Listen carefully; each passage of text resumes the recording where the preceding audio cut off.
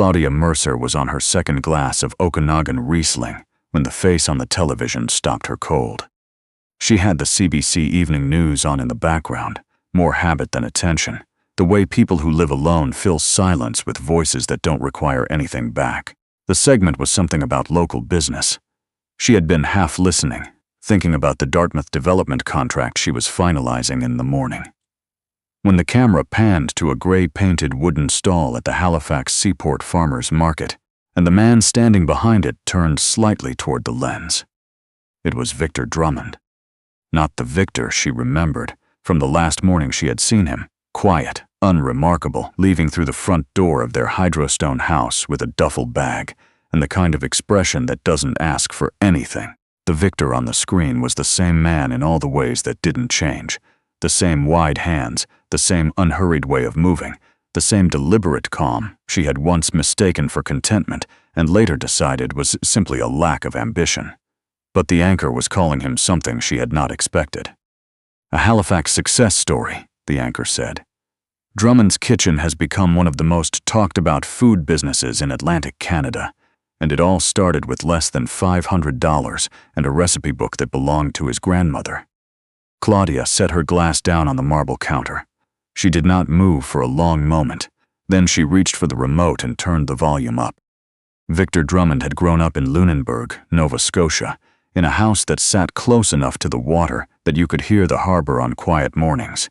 His grandmother, Agnes Drummond, kept a kitchen that functioned as the social center of whatever block she happened to live on. She baked brown bread on Fridays and gave half of it away. She made seafood chowder in a cast-iron pot that had belonged to her own mother. And when a neighbor was sick or grieving or simply having the kind of week that makes a person feel invisible, Agnes showed up at the door with something warm in a covered dish and stayed just long enough to make them feel remembered. She never called it anything, she just did it. Victor had stood beside her in that kitchen from the time he was tall enough to reach the counter. She taught him to fillet a fish without wasting anything, to read the color of a roux without checking the clock, to taste as you go and trust what you know. When she passed, she left him very little of material value. What she left was a hard-covered journal, its spine cracked from use, filled from first page to last with her handwriting. Recipes, observations, small notes in the margins that had nothing to do with food and everything to do with the people she had fed over the years. Victor had kept it on a shelf for a decade without opening it, not because he didn't love her, because opening it meant accepting she was truly gone.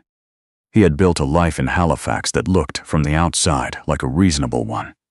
His custom furniture restoration workshop on North Street had a steady clientele.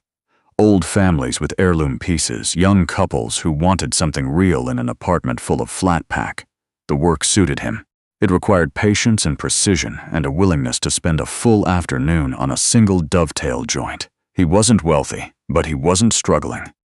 Then he met Claudia Mercer at a heritage property auction, and within 18 months they were married. Claudia was formidable in the way that certain people are formidable, completely certain of their own direction, moving always toward the next acquisition. She had built a commercial real estate portfolio from a single entry-level job at a Dartmouth brokerage, and she spoke about that fact the way some people speak about surviving something difficult, as the central fact from which everything else followed. In the beginning, Victor had admired it genuinely. Her certainty felt like ballast against his own quieter way of moving through the world.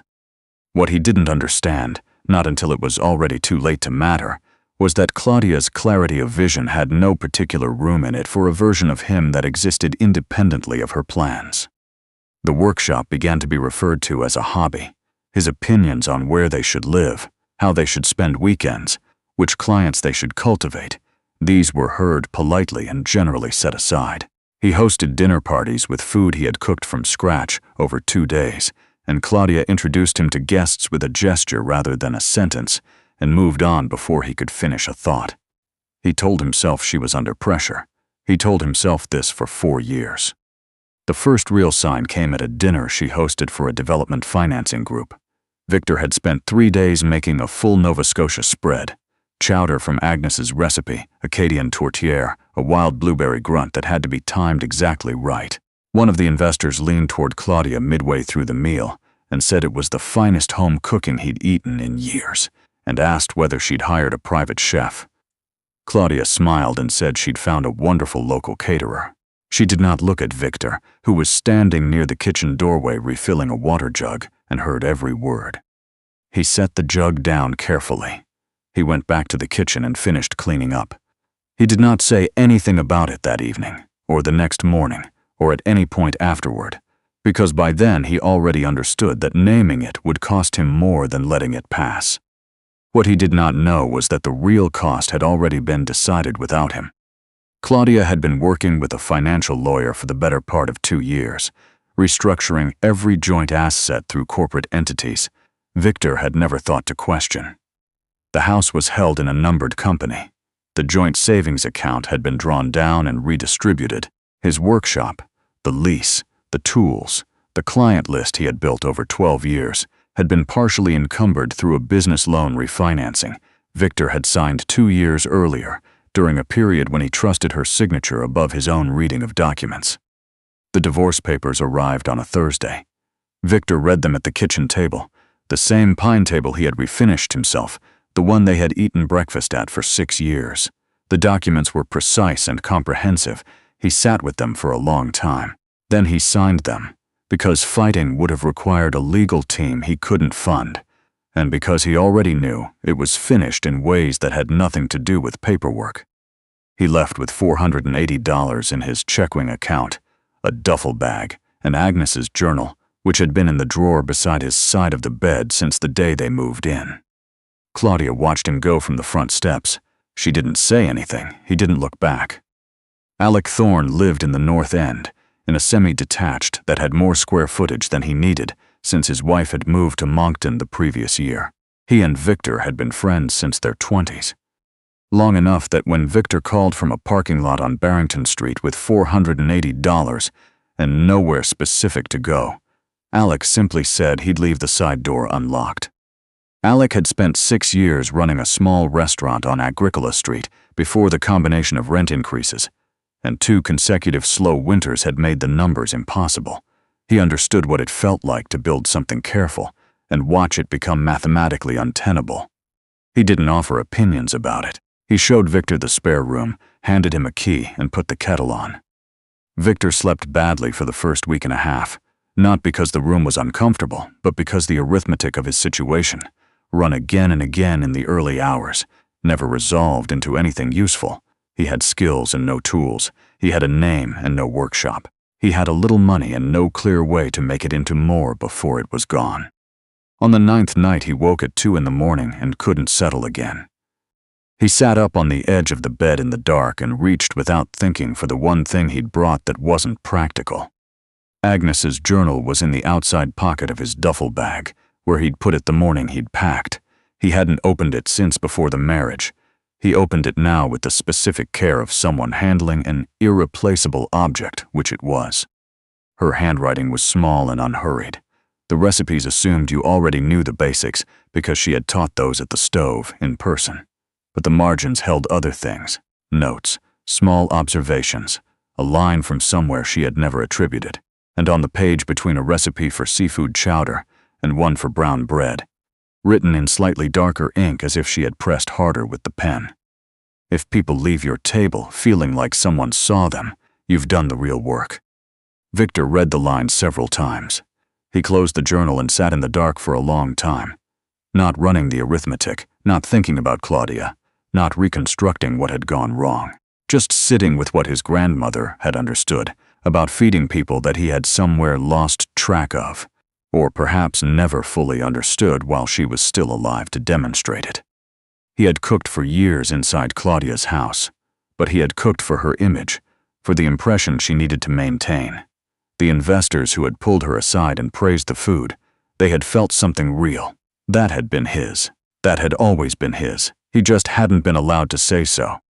In the morning, he took stock of what $480 could actually do. He spent $340 at the superstore on Quinpool: fish, potatoes, onions, butter, cream, salt pork, blueberries, flour. He borrowed Alec's largest stock pot and the folding table from the back of his basement. He called the Halifax Seaport Farmers Market explained that he was a new vendor interested in a trial weekend spot and was told to come down on Saturday morning before 8. He was there at 7:15. He set up the folding table, got the burner going under the pot, and had a full batch of chowder simmering by the time the first shoppers started coming through. He'd also made brown bread in Alec's oven the night before.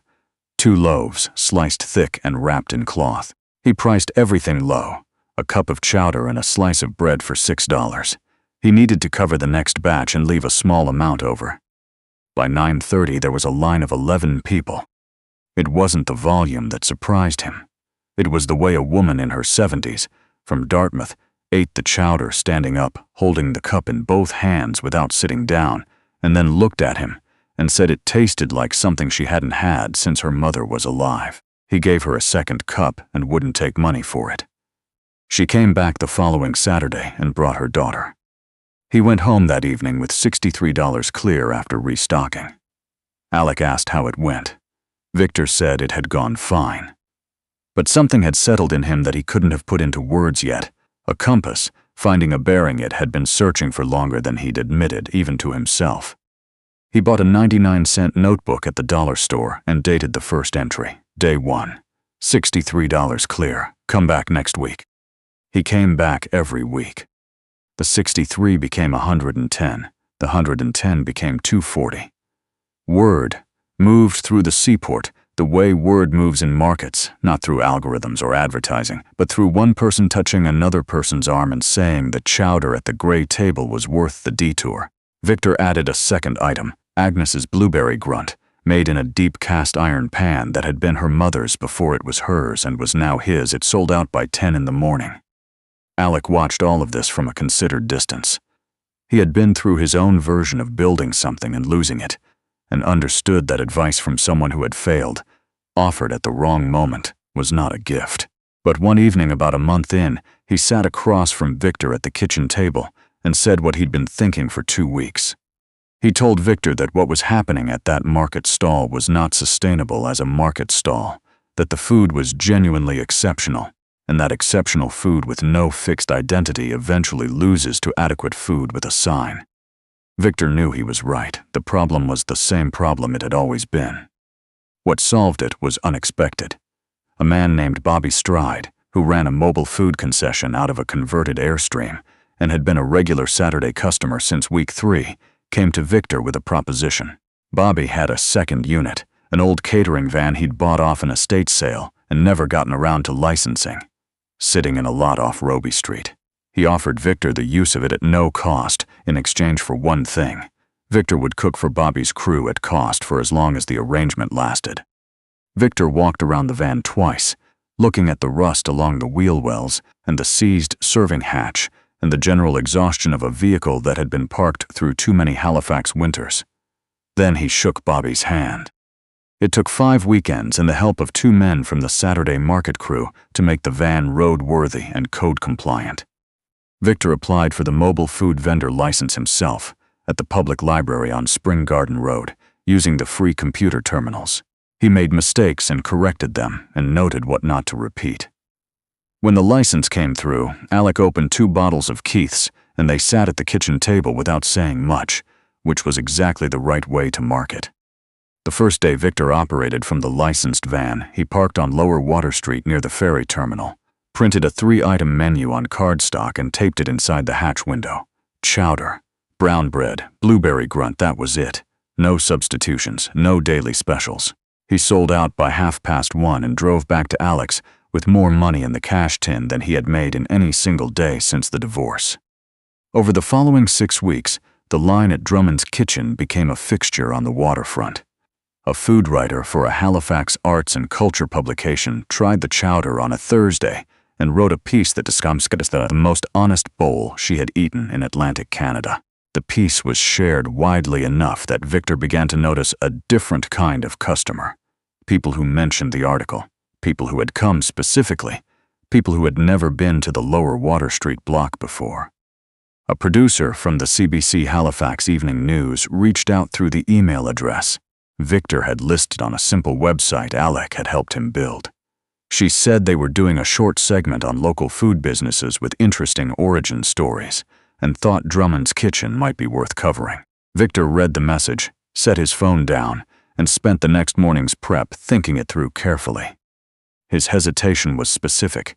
He didn't want the segment to become a story about Claudia, about the divorce, about loss and recovery, about the tidy narrative arc that television preferred to construct around those circumstances. He wanted it to be about the food, about Agnes, about what the van actually was. He called the producer back and said he'd agree to the segment on one condition, that it focus on the food and the community around it, not on his personal history. She agreed. He believed her, mostly. Claudia heard about the segment from a colleague who had seen the promotional clip shared on a regional business network. She absorbed it without reacting. That evening, alone in the Barrington Street condo, she found the clip and watched it. 40 seconds. Victor at the van window, talking to a customer. The line visible behind him. The name painted in clean white letters on the side. She watched it once, then again. She sat very still in the way that has nothing to do with composure and everything to do with a question arriving that she hadn't previously needed to ask. Had she misjudged him, or had she simply never looked? She told herself it didn't matter. She poured a glass of wine and moved her evening forward, and told herself she felt nothing about it. That was how she knew she felt something. The full segment aired on a Tuesday. Victor didn't watch it live. He was prepping for Wednesday's service, and Alec had the television on in the next room. He heard his own voice briefly and kept working, but the morning after it aired, the email inbox had over 200 new messages. When he arrived at the waterfront at 10, there were already people waiting who had come specifically because of the segment. By noon, the line stretched past the ferry terminal entrance. He sold out at 12:50 and had to close the hatch and apologize to the people still waiting. He told them he'd be back Thursday, that he'd make more next time. A man near the back of the line said something as Victor was apologizing that stayed with him for a long time afterward. The man said he wasn't particularly hungry.